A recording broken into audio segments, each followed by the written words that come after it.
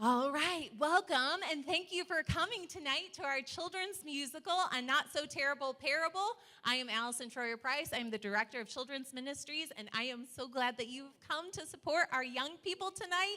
It will be an incredible show. They've been working on it for multiple months, and some of our kids were in the first cast that we ever did of A Not So Terrible Parable. Caleb, raise your hand, Caleb. He was little Jeeves when he was in first grade, and my other friend back there who doesn't want to be named was also in there when she was in first grade. Anyway, all right, without further delay, here we go, A Not So Terrible Parable.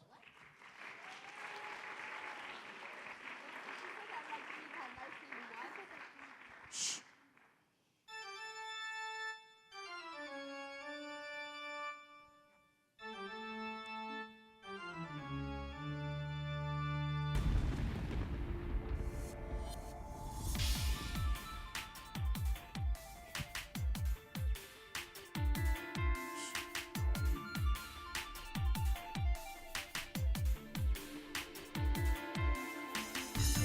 Dark and stormy night. A man lay beaten by the side of the road as two travelers passing by. But the third one stopped, had pity on him, hanged his boots and took him to an inn. That's the story of the Good Samaritan. Mercy and love were on display. The life of a wounded man was saved. This story from the ages, as you will see, brings a message of hope for you and me. It's a not so terrible parable. A not so terrible parable. Welcome to the Master's Peace Theater. I am your host, Allie McAllister. 2,000 years ago, a rich young lawyer asked Jesus a question: how do I get eternal life? The answer: love the Lord your God and love your neighbor as yourself. Then the lawyer asked Jesus, who is my neighbor? Instead of answering that question, Jesus told a fascinating story filled with mystery, danger, surprise, and truth.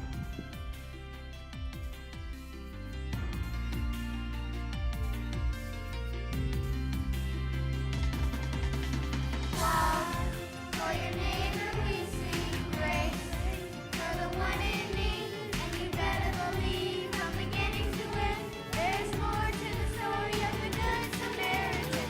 Mercy and love were on display. The life of a wounded man was saved. This story for the ages, as you will see, brings a message of hope for you and me. It's a not so terrible parable. A not so terrible parable. At the quaint Mountain Vista Inn on a dark and stormy night, long ago in 1939, guests are assembling in the drawing room for a quiet dinner to follow. However, the evening will be anything but quiet.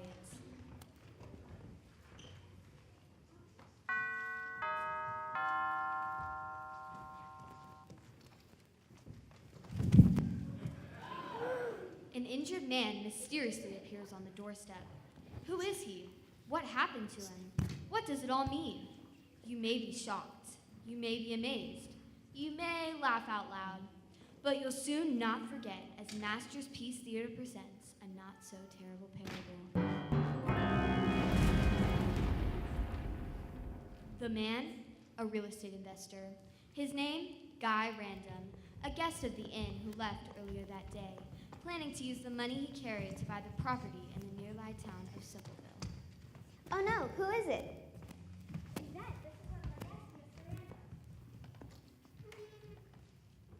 The proprietor of the century-old Gracious Mountain Vista Inn is Miss Grace S. Mountain, a pillar of the community, and the inn's manager, Glory Vista. She cares for her guests and caters only to the creme de la creme of clients. It's him, all right. He left this morning to look at some property he wanted to buy. He had a lot of money with him, as I remember. Nothing gets past Jeeves, the butler. If Miss Mountain Vista is the heart and soul of the inn, Jeeves is the motor that makes it run smoothly. The last thing I remember was getting on the toll road to Simpleville. Are you all right? I'll be okay, I guess, but my money's gone. All of it. Oh no, you were robbed and beaten. I'd say I would, but it looks like I've already been treated and bandaged. Oh no, you were robbed and beaten by a doctor. If Jeeves is the brain of the Valley Vista Inn, Yvette is the maid. Isn't. But as everyone knows, no mystery can be told without a maid and a butler. No, Yvette. Doctors don't rob and beat people. Robbers do. Of course, robbers. The name should have given it away. Clearly, Mr. Random was in no condition to get back to the inn by himself, so someone must have bandaged his wounds and brought him here. Look, an envelope. It has writing. That wasn't there before. It says, please take care of this man. I found him on the toll road to Simpleville. This should cover it. I'll give it, if you need more, I'll give it to you. Where'd you get $100? Who brought you here? I don't know. I remember nothing. That's terrible. Oh, and Yvette is a little dramatic.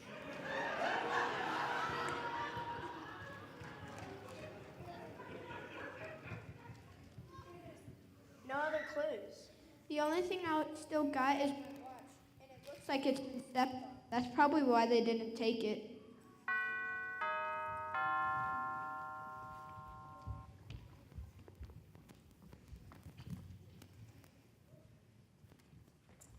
Ricky Blaine and Lacey Holmes. In the flesh. And on the case.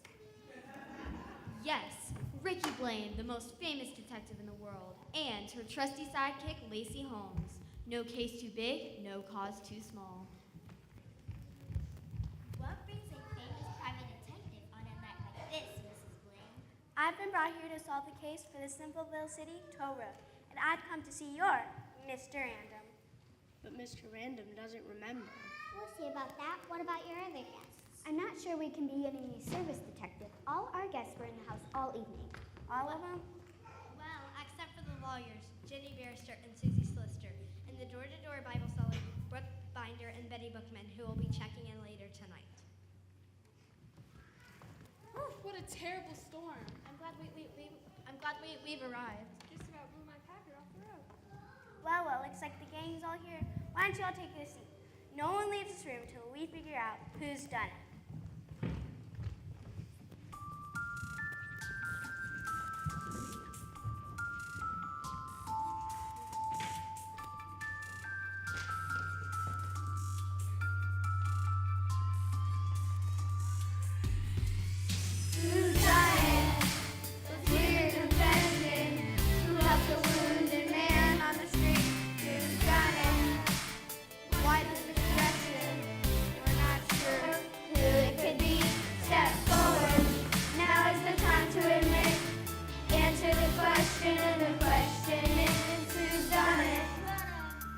Surely you don't consider me a suspect, do you, detective? Maybe not. You know, I never heard someone like that. I do believe you, Slister, but where were you on the night of the crime? Well, it happened tonight, and I'm right here. Oh yeah, point one for you, Slister. But I think there's more to this mystery. I've got more questions for you.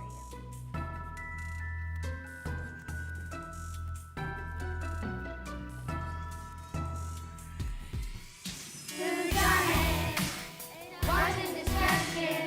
Who put the wounded man on the street? Who done it? They left an impression. We're not sure who it could be. Step forward. Now is the time to admit. Answer the question, and the question is who done it? You got anything you want to tell me, Bookman? I don't have any idea what you're talking about. You afraid I'll throw the book at you? Not at all. What's our business? No, we never do something like that to anyone. Do you think the robbers knew he had all that money? Not sure. He might just have been. A random victim?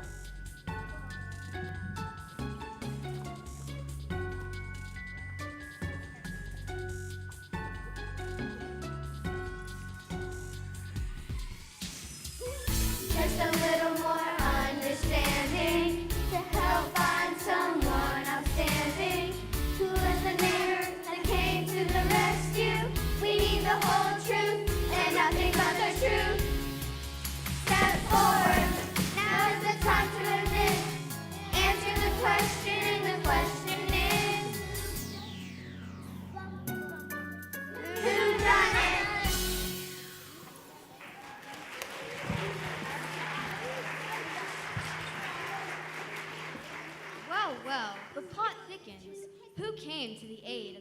poor, injured man. Is the person who saved Mr. Random in the room? What about the robbers? Oh my, I can't wait. Let's get back to our story. My turn.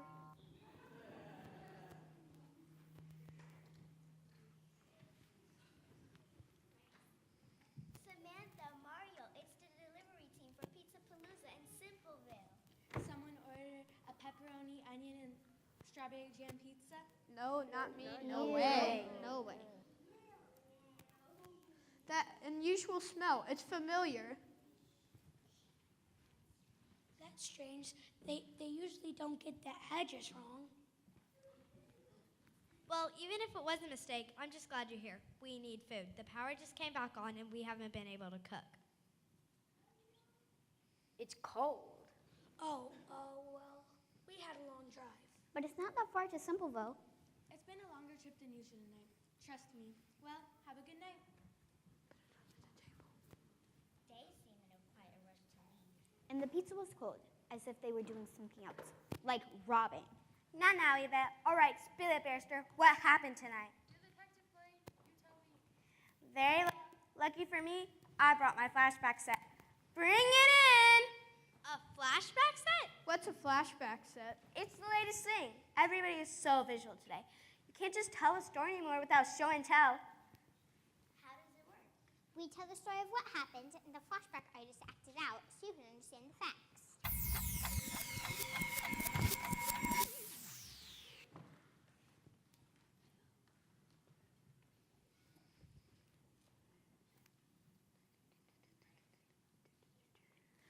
All right, Barrister and Solicitor. You guys were driving on the toll road from Simpleville when you saw Mr. Random lying on the ground. Maybe you thought he fell out of the ambulance. Maybe he needed a lawyer. No. Yes, you thought about helping him, but then you wonder if it might be a trap. The crooks might just be over the hill. You figured. You wanted to leave, but you needed to know if it was legal, so you checked in your big book of laws.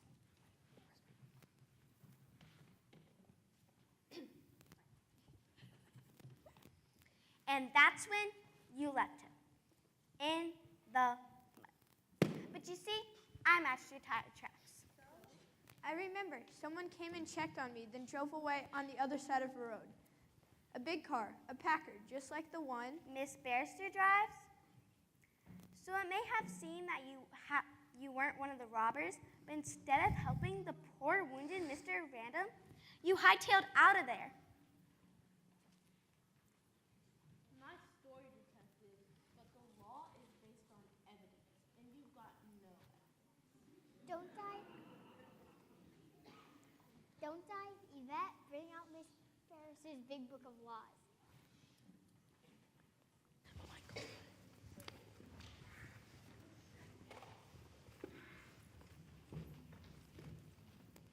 See, just what I was telling you. Dry as a bone. If we were using it in the rain, it would be soaking wet. Except for the page where you looked up who is my neighbor, and it is soaking wet.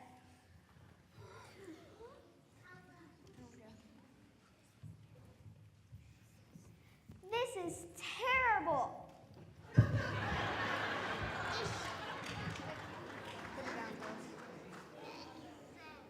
Is she gonna be okay? That's like the third time. Happens a lot. Now please go on your tirade. Thank you, Yvette. Listen, Copper, we're not taking the fall for this. We know the law. We didn't lay a finger on the guy. Sure, we got a lot of neighbors, but this guy was just some palooka. If the law doesn't say that we have to, why should we stick our necks out for it? That is a very good question. Why should we stick out our neck or lay down our lives for someone else?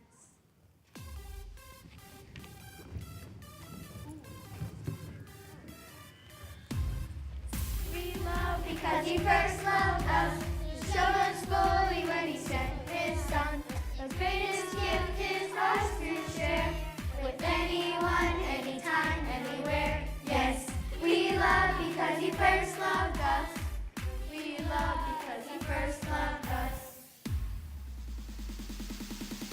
This is how we know what love is. Love it! Jesus laid down his life for us. To who's ever's in need, what will we give? We'll give. All who can share his love of God. We can share the love of Jesus. We love because he first loved us. He showed us fully when he sent his son. The greatest gift is ours to share with anyone, anytime, anywhere. Yes, we love because he first loved us. We love because he first loved us.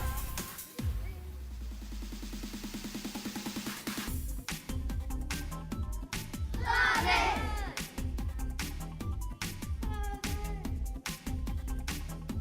Love it! I love that hope and I love that trust. We can share the love of Jesus. We love because he first loved us. He showed us fully when he sent his son. The greatest gift is ours to share with anyone, anytime, anywhere. Yes, we love because he first loved us. We love because he first loved us.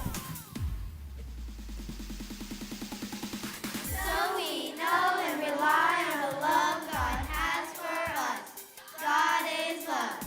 Whoever lives in love lives in God, and God in them. We love because he first loved us. 1 John 4:16 and 19. We can share the love of Jesus. We love because he first loved us. He showed us fully when he sent his son. The greatest gift is ours to share with anyone, anytime, anywhere. Yes, we love because he first loved us. We love because he first loved us. We love because he first loved us. We love because he first loved us.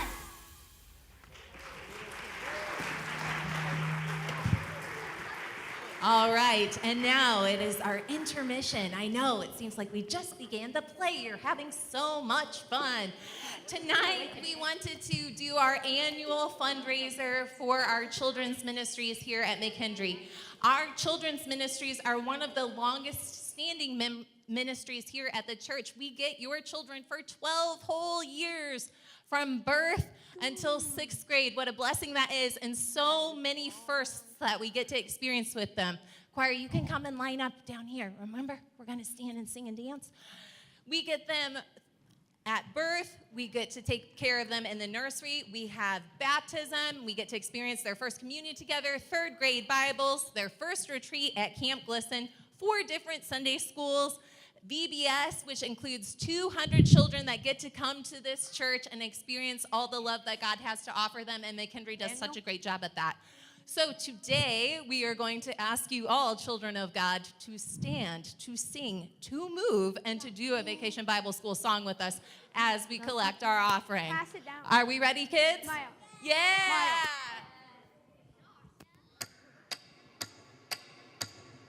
Charles.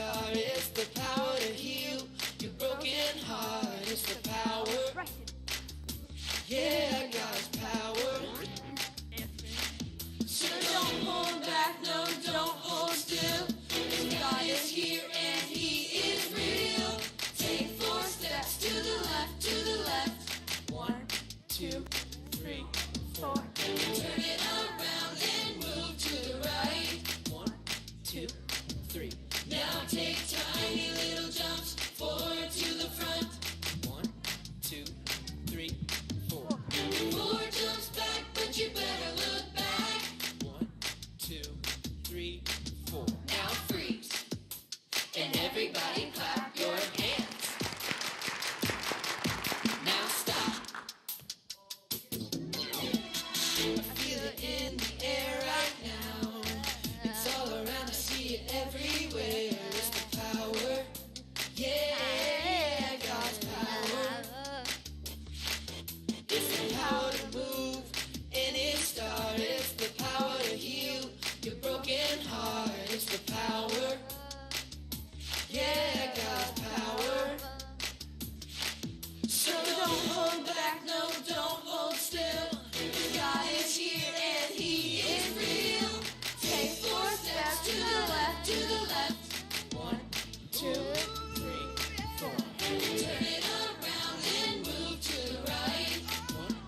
2, 3. Now take tiny little jumps forward to the front. 1, 2, 3, 4. 4 jumps back, but you better look back. Let's do it all again right now.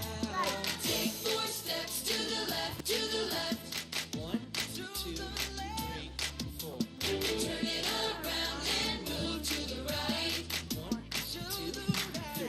Now take tiny little jumps forward to the front. 1, 2, 3, 4. 4 jumps back, but you better look back. 1, 2, 3, 4. Now freeze. And everybody clap your hands. Now stop.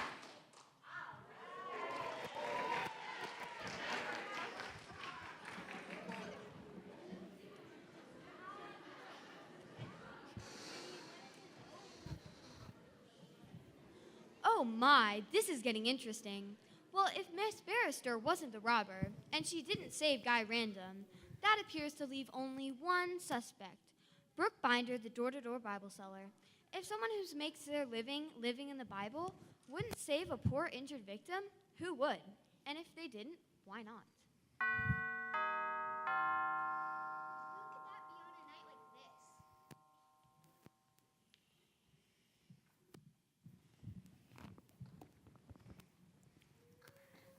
Samantha and Mario with pizza in the doorway. Samantha, Mario, what are you two doing here again? I guess I should be asking you people. Someone ordered a large anchovy and liver pizza. That's horrible. You're telling me we don't have time for break orders. I was talking about the pizza. Who would order anchovy and liver? Ew. Let me guess. Nobody ordered it, but just keep it. Yeah, nobody else would want it. Another familiar smell.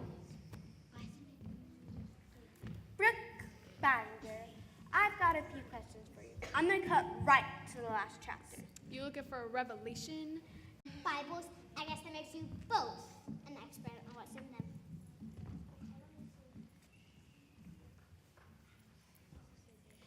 Oh, I know everything there is to know about Bibles. Ours are bound in the finest quality, genuine imitation leather. Expensive? Imitation cows aren't cheap.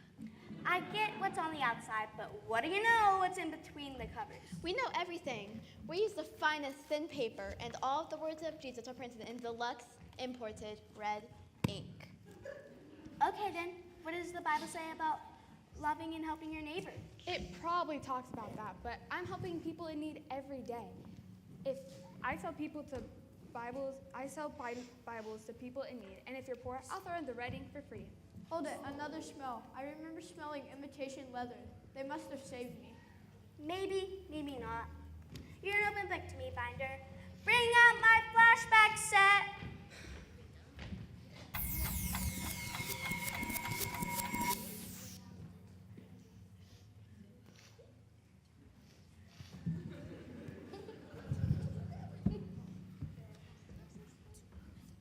You guys were driving along in the car when you saw something. You got out of your car and walked towards the man. You didn't recognize him as one of your usual customers, so you walked back towards the car. But when you did, you got your foot stuck in the mud.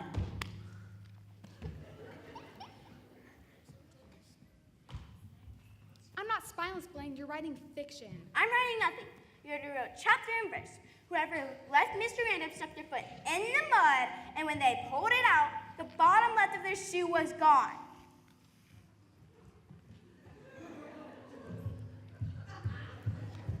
You don't mean? Yes. Whoever left Mr. Random in the mud lost their soul. Are you saying we have... Are you saying we have no soul? Well, if the shoe fits. Not so fast. Take a look at your bottom left shoe, Binder. Just as I thought, this shoe has no soul. Oh!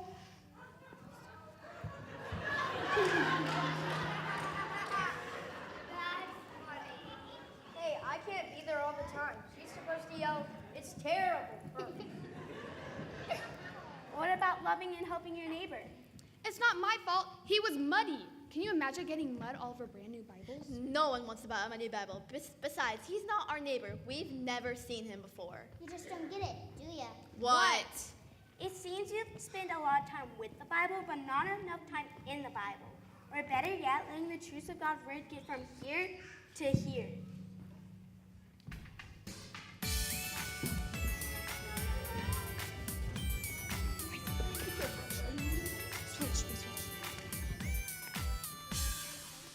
In your word I find truth throughout. I find you, your faithful, steady hand. In your word I find love, and I'm overcome by your pursuit of all of us. I'm thankful because your word is alive and changing me from inside. Everything I believe, your word is alive. My life, your truth will be my guide. I follow every day. Your word is alive. Whoa, oh, oh. Your word is alive. Whoa, oh, oh. Your word is alive. In your word I find power. You are my strong tower. I'll never be alone. In your word I find your son. He is the saving one, the sacrifice for us. I'm thankful because your word is alive. It's changing me from the inside. I live, I think, I believe. Your word is alive. My life, your truth will be my guide. I follow every day. I'll never be the same. Your word is alive, it's changing me from the inside. I live, I think, I believe. Your word is alive. My life, your truth will be my guide. I'll follow every day. Your word is alive. Oh, oh, oh. Your word is alive. Oh, oh, oh. Your word is alive. Oh, oh, oh. Your word is alive. Oh, oh, oh. Your word is alive.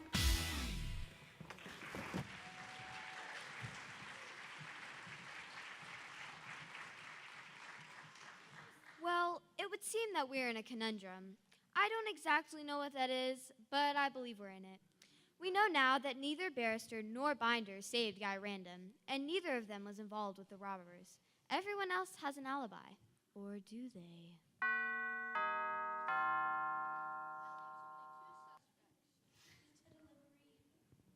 Samantha, Mario?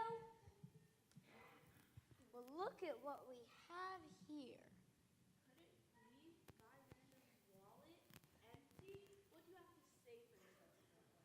I just found it out on the toll road. The robbers must have thrown it away. I was on my way to bring it back.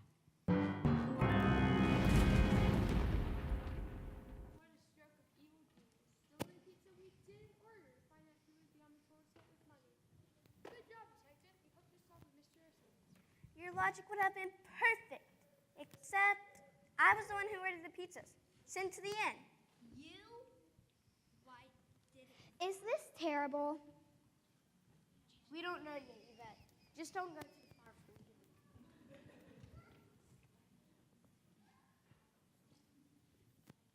What are you talking about? Do you mind telling me what you did tonight? They were delivering pizzas all evening. Oh, sure. No way. Sounds like sure. Anything unusual happen? Yeah, we found that man right there who looked like he had been robbed. Don't you remember? Not really. Random, Samantha is actually the person who rescued you.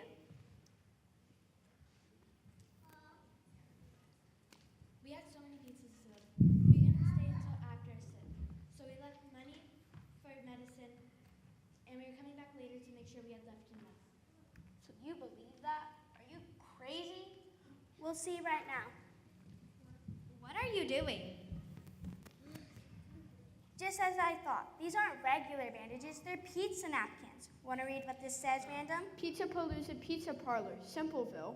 Samantha, may I take a look at your order book, please? You keep all of your tips for the day listed here. They come to $94.21. Mr. Random, how much money did you count in that envelope in your pocket? $94.21? Why'd you leave almost $100, Sam? Because that's all we had. So that's why I remember the pizza smell. Why didn't you tell us? You didn't ask. I mean, it's nothing special.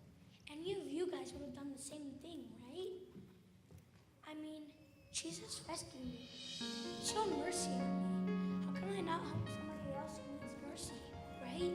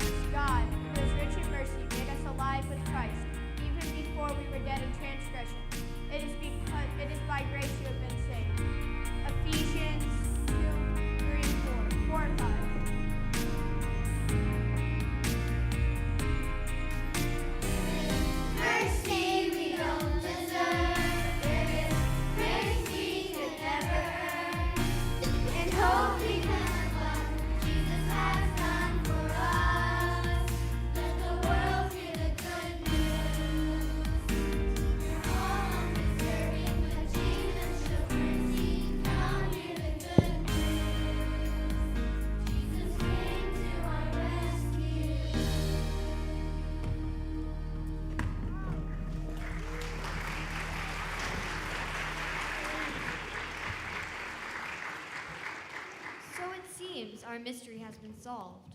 Or has it? Jenny Barrister is an expert in the law. Brooke Binder knows every word of the Bible, covered to imitation leather cover in black, white, and red. Why then would they both ignore an injured man and leave him in the mud?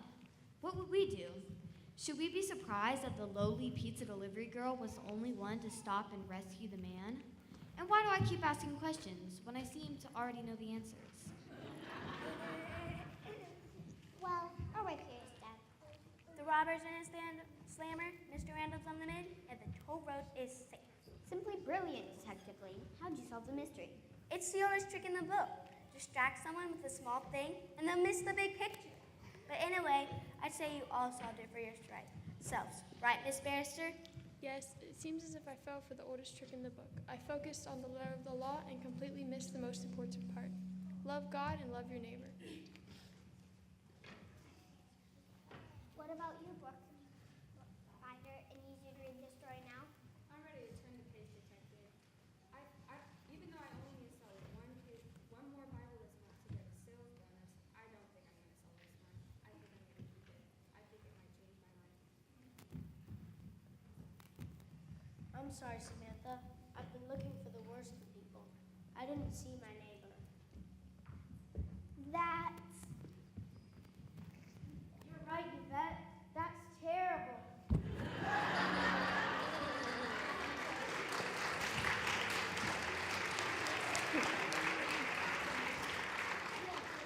There's still one important mystery left to solve.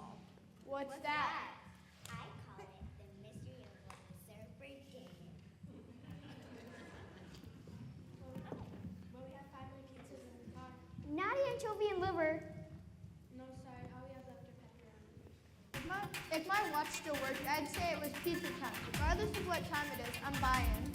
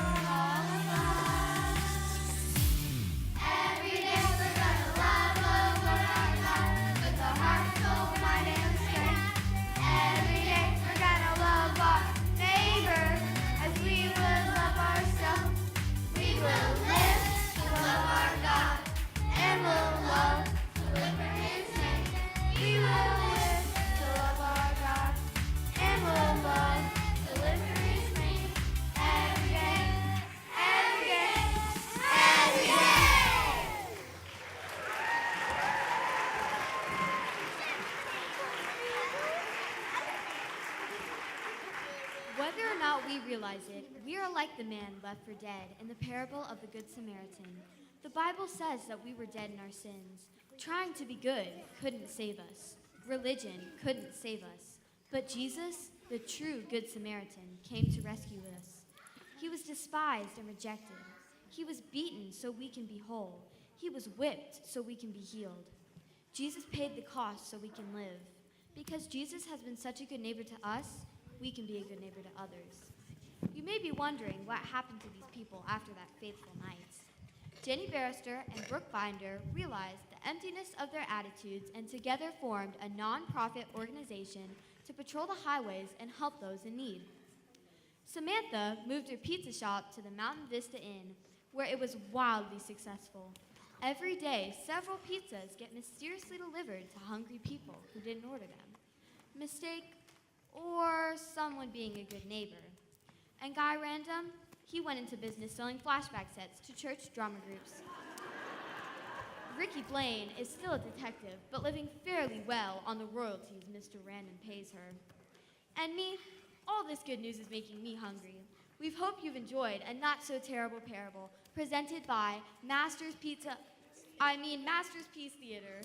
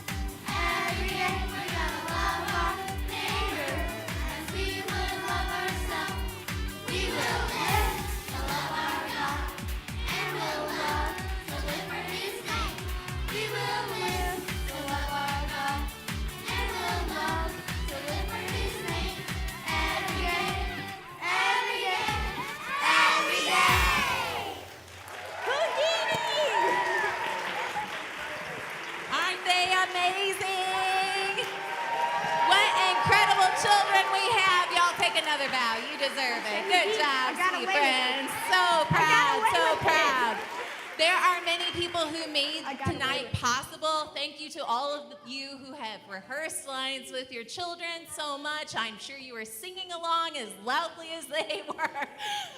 Thank you for those of you who have helped set up our stage, who have helped with costuming, all of those things. Back in the booth, we have Charles Darden.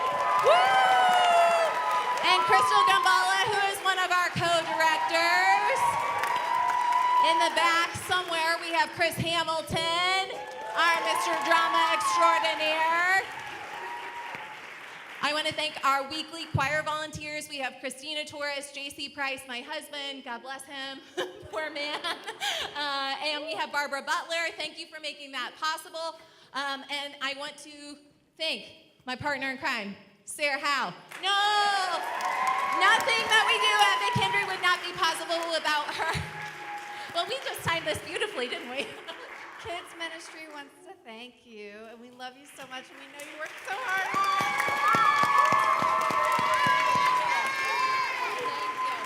All right, at this time, we have another group that actually needs to get in here. So if you are able-bodied and you are able to help tear down the set, please stay. If you are not able-bodied, there is an ice cream social for you in the fellowship hall to celebrate all the children. Thank you so much, and good night.